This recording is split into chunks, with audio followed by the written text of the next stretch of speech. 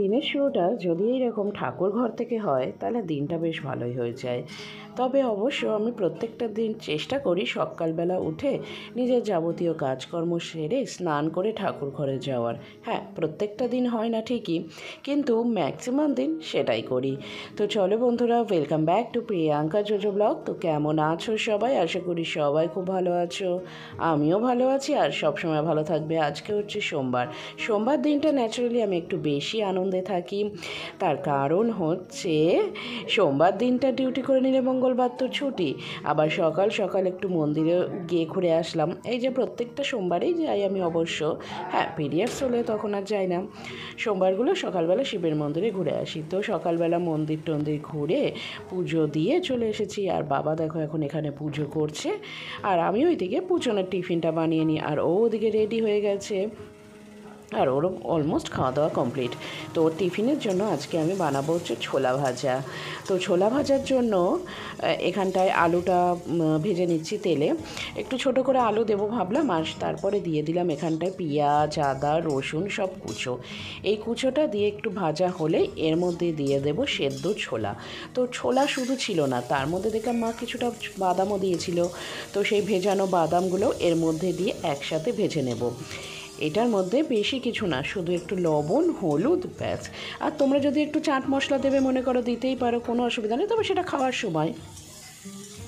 তারপর তার মধ্যে ভেজে রাখা আলুগুলো দিয়ে এবার ভালো করে ভেজে নেব। আর যেহেতু এটা ছোলাটা সেদ্ধই ছিল আর ভাজা ভাজা হবে, তাই এটার মধ্যে যে আলুটা দেবো সেই আলুটা আমি একদম ছোট ছোট করে কেটে নিয়েছি, যাতে এটা সহজে ভাজা হয়ে যায়। তো যাই হোক, এখানে দেখো আমার টিফিনটা একদম গোছানো কমপ্লিট, টিফিন বক্সের ভিডিও কমপ্লিট হয়ে গেছে। এইবার আমার তো এদিকে যাবতীয় কাজকর্ম কমপ্লিট। এবার আমি আমার লাঞ্চ বক্সটা গুছিয়ে নেব, তারপরে আমি খেতে বসে গেলাম। তো আজকে আমি খাবো হচ্ছে উচ্ছে ভাজা দিয়ে ভাত। তো উচ্ছে ভাজাটা আমার নাম গরম গরম বেশ ভালো লাগে। তো ভাবলাম টিফিনে আর নিয়ে যাব না, একদম খেয়ে চলে যাই। সেই মতন খেয়ে নিলাম। আর এদিকে পুচনের গাড়িও চলে এসেছে, পুচন গাড়িতে উঠে গেল, আর আমি এদিকে বাড়ি চলে আসি। এবার রেডি টেডি হয়ে নিয়ে অফিস যাব।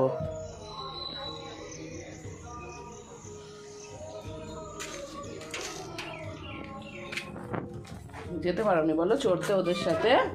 খুব দুঃখ না? আরে যেতে পারেনি গো, চড়তে একটু চড়তে যেত, লোকের বাড়ির দরজা দিয়ে বাড়ি মেরে একটু বিস্কুট খেয়ে আসতো, সেটা আর পারেনি।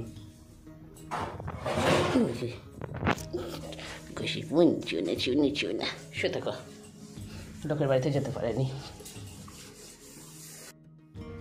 তো এখানে দেখো কি কি রান্না বান্না হয়েছে তোমাদের একবার দেখিয়ে দিই। এখানে আছে আলু উচ্ছে ভাজা, মাছ ভাজা, এইখানটায় মা বানিয়েছে একটা তরকারি, এঁচোড়ের তরকারি আর কি, এঁচোড় আর মাছের ঝোল, ব্যাস এই হয়েছে আজকে রান্নাবান্না। তো আমারও টিফিন গোছানো কমপ্লিট আর খাওয়া দাওয়া কমপ্লিট।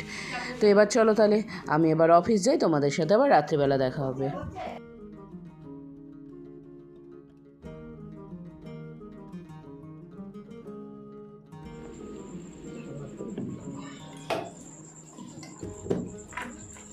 জিমি খাওয়া গেছে?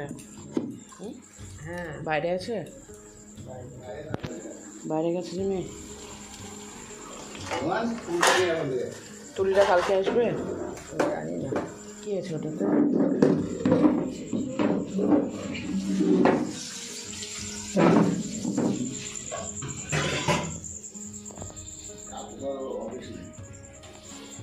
না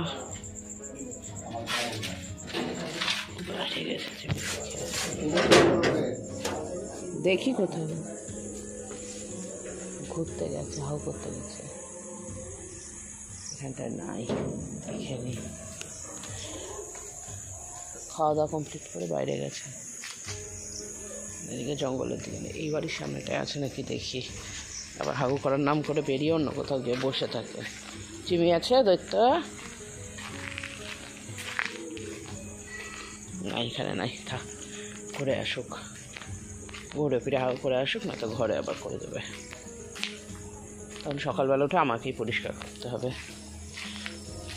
এই দেখো বৃষ্টি হয়েছে আজকে দুপুরের দিকে, একটু জল টল জমে আছে, একটু অল্প অল্প অল্প অল্প। এদিকে আকাশে মেঘও আছে হালকা হালকা। যাই খাওয়া দাওয়া করি গে, কালকে আবার আমার ছুটি।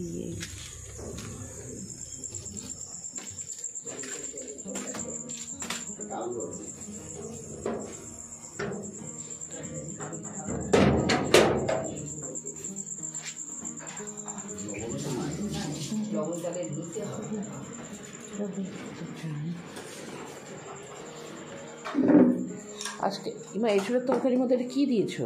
আমি দিলাম গোলমরিচ এতটা, আর থালার মধ্যে এত বিট লবণ? বাবা এত নুন কিন্তু খেও না গো, তুমি প্রেসারে বাবা বুঝতে পারেনি, না ওই বুঝতে পারেনি না দেখে এতটা নিয়ে নিচ্ছে, তুলে না, এত খেও না, অনেকটা আছে। অনেক নিচ্ছে তো, এত বিট লবণ কে নেয়? এটা এঠো তো হয়ে গেল, এটা তো তুলতে পারবো না। তুমি যাও তুলে না, রেখে দাও সাথে। দাঁড়াও, পাবে নষ্ট করতে হবে না, ও নষ্ট করে দেবো। কিসে নিবো বলো তো, ওটার মধ্যে আরে ঢালবো, দিয়ে দেবো, রাখা যাবে না, থাকতে করে ফেলে দেবো গিয়েছে। এটাই তো কপিতে রাখবো কি করে নিরামিষ।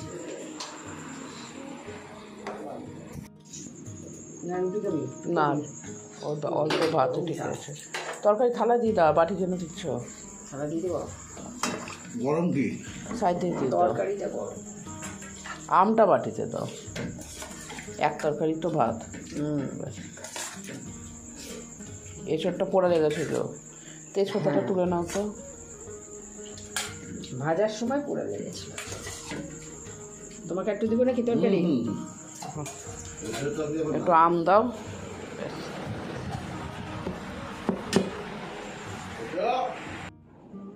চলো তাহলে আজকে ব্লগটা এখানেই শেষ করছি। সবাই খুব ভালো থেকো, সুস্থ থেকো, দেখা হবে আগামীকাল আরও একটা নতুন ব্লগ নিয়ে। ততক্ষণের জন্য টাটা।